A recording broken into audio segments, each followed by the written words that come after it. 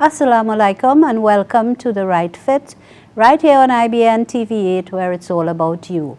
And we thank God that the rain has stopped and we are able to be here to do the show once more. Our show, of course, is a weekly program and it airs on Fridays at 6 p.m. So I'm very happy that you are viewing IBN TV8 and The Right Fit. A'udhu billahi minash shaitanir rajim. Bismillahir rahmanir rahim. I seek refuge with Allah from Satan, the rejected one. I begin in the name of Allah, most gracious, most merciful. And you know, my dear viewers, we have been very concerned about violence against women. And in fact, November 25th is the International Day for the Elimination of Violence Against Women. And I was fortunate to attend a breakfast seminar at the Capitol Plaza on that day. And we really had some very stirring thoughts expressed by the guest speaker, Diana Mahabir Wyatt. And of course, our two ministers, we had Mr. Choate, who is the Minister of Gender, Youth and Child Development, and Mrs. Razia, Senator Razia Ahmad, who is the Minister of State in the Ministry of Gender, Youth and Child Development. And indeed, it was a very good morning spent, and certainly it helped us to understand even more the situation that is at present not only in Trinidad but in the world. Certainly we have to do something about elimination of violence on the whole, not only violence against women. And I'm wearing this really shocking orange head tie today because we are asked to wear orange for 16 days of activism against domestic violence or intimate partner violence. And so I'm wearing my orange today to indicate that I am saying no to domestic violence. And so I'll take a short break because I have a really exciting guest today to talk about violence, but I will tell you more after the break.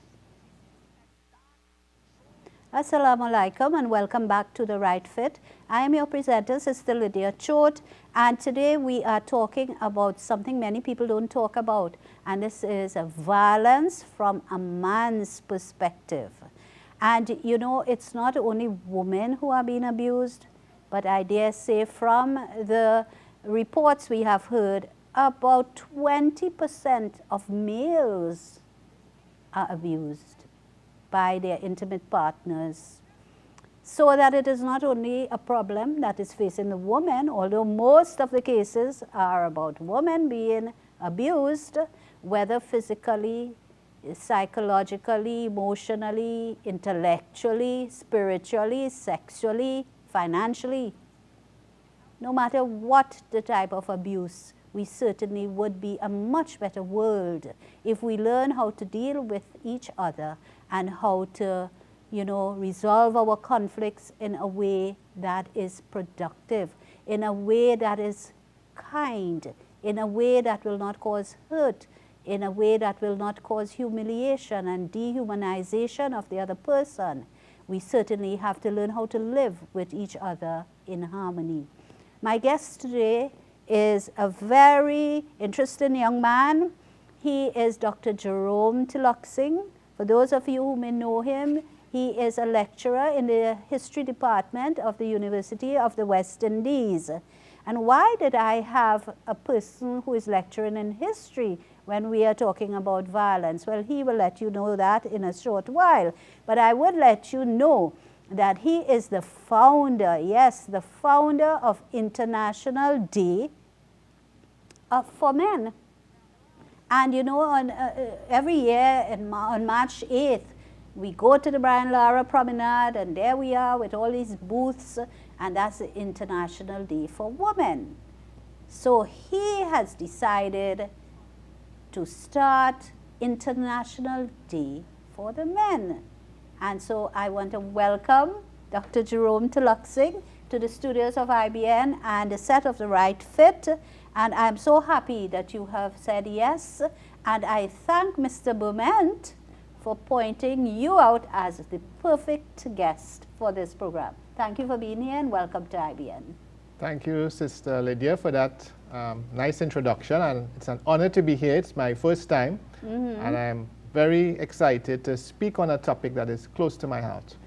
Right. Now, not only is a history lecturer at the University of the West Indies, but he serves as Deputy Chairman of the Board of Governors of Cipriani College of Labor and Cooperative Studies. And he was a part-time lecturer at the University of Trinidad and Tobago, that's UTT. And he is the one who initiated International Men's Day. Tell us about that. I started this day in 1999. Yes. And this day, it began for two reasons. Firstly, it's the birthday of my dad.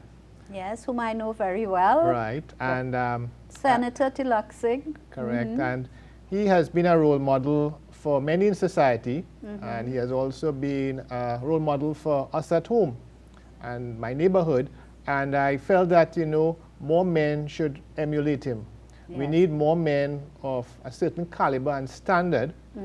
And secondly, this day was a day when our strike squad, our football squad, was defeated by United States. Yes, so you're talking here as a football fan. A football fan. But that momentum leading up to November the 19th at the National Stadium, yes, it created a lot of unity. Oh, definitely. It crossed class lines, racial, religious, gender lines. And I felt that such a day needed to be remembered. Yes.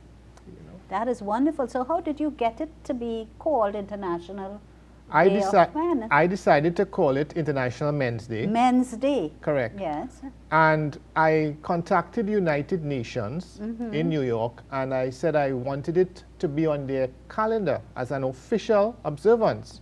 Hooray for you. Yes. But the obstacle was that the government of Trinidad and Tobago must carry it as a motion on the agenda of the UN, and previous governments have not done that. Oh. So it is not officially recognized, but more than 75 countries have felt the need to have this day. So I'm hoping that next year or in the near future, our government will see it fit and important to have it tabled at the United Nations for other countries to vote on it and for it to become officially on our calendar. Excellent. So, you know, you see how one person could change the world, you know, so I'm so happy that you have decided to take that forward step. And I certainly hope our government will give you the necessary support and to, as you say, make sure that they vote for the motion when it does come up, but that they have to table it. Correct. Very important. So, you know, Dr. Jerome, we're talking about violence from a man's perspective. Now, as president of Medina House, we started in June 1999. Right. And, you know, I'm very much aware of the problems that the women face and, you know, what with all the networking with the different groups, and we are a member of the network of NGOs and so on. So a lot of work is being done. And I always get the question, so what are you all doing about men? And I always say, well, our resources are such that we can only deal with the women. And seeing they are the ones who might not have a home to go to in a crisis moment, they have to leave. They have to leave with just the clothes they have on their backs. They may not even have money. In the first place, there might have been financial abuse, so they didn't have money in the first place. And they have not empowered themselves by learning skills, you know, having a skill set necessary to make money. And then they have the children to see about, and all that goes with being a mother, a parent. And so we can only assist them. But I have to go real basic here now. Why are men violent? It is a very interesting question.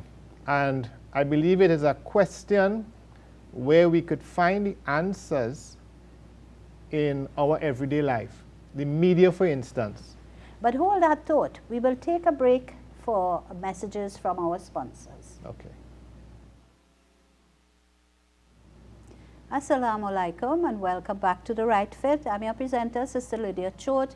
With me in studio today is Dr. Jerome Teelucksingh. He's a history lecturer at the University of the West Indies, and our topic today is violence from a man's perspective. Of course, you would have this perspective from the health officials, you'll have the perspective of the employer, you'll have the perspective of the community, your neighbor. Everybody has a perspective. Women will have a perspective, but certainly we are talking about a man's perspective, and he's very much associated with this whole idea of violence, and he's working with a number of groups to try to sensitize people about this problem. And in fact, he is the founder of International Men's Day, which is November 19th. And as he said before the break, that this was a day when our soca warriors had lost their game. Strike Squad. Strike Squad, yes, had lost their game, and he felt this unifying force, all the hype towards it, and then all of us with our crashing hopes and so on. And it was his father's birthday, and he decided, look, we must do something to remember men. Correct. Right. And so he is hoping that when a motion is tabled at the United Nations, our government will do this and support the inclusion of International Men's Day in the calendar of events of the United Nations. Yes. And that although 75 countries right now may be observing it, we certainly have 100 and something countries in the world, I think. I don't know the exact number, but that everybody will celebrate this day. All right. Now remember, we are streaming at IBNTT.com. So if you've just joined us, you can always tell your friends to please log on. We are at IBNTT.com, and let me say welcome again to the viewers here and abroad. So we were talking about why men are violent, and you immediately started to talk about the media. Yes. Could you continue? I believe that more than half of our problems contribute to the media portraying a distorted image of men, tending to portray men as violent. And I've seen this in the television, in the movies. I've seen it even in some of the DVDs that are being sold. So it's everywhere. Even in the music, some of the lyrics in some of the music that our teenagers listen to and young adults, it's extremely violent. So I am seeing that what about the gaming industry? The electronic games, the virtual world. Many of these games are associated with either a high-speed car chase or some war game. They're killing some alien, or they're killing another civilization. So I am concerned that the media, I am all for democracy, I'm all for freedom, but we need to set certain standards. And have responsibility of course, where the thing is concerned. Because many parents allow that television to babysit their children and adults. So it's hours of violence that they are looking at. And they become desensitized to when there is violence in the real world. Because they're constantly hearing, kill him, kill him, kill him, and so on, as they play the games. Yes. And they now also feel that this violence is normal in society and accepted, because the adults seem to have allowed it. Right. And then also with this violence, there is this matter of arousal as well, so that you find now a lot of adrenaline is being produced. Yes, and of course adrenaline is a fight or flight hormone, and it readies your body for action. Correct. Yes, so that the aggression is most likely to follow. Correct. Yes. So, we seem to, as parents, we seem to think that when our children come home from school, we may not have time to sit with them. We may not have time to find out about their day. We might be busy, women perhaps might be busy preparing the meal for the afternoon, or some of them are working, they're not even there, so the helper might be home, or some other relative might be home. The father is out at work. Who is minding the children, really? So that a lot of people say, well, if you look at television, that would be a good way to keep you occupied. And I don't think and you wouldn't get into trouble, you know. But I don't think we realize the importance of giving the children a chance to unwind from school, let them play their own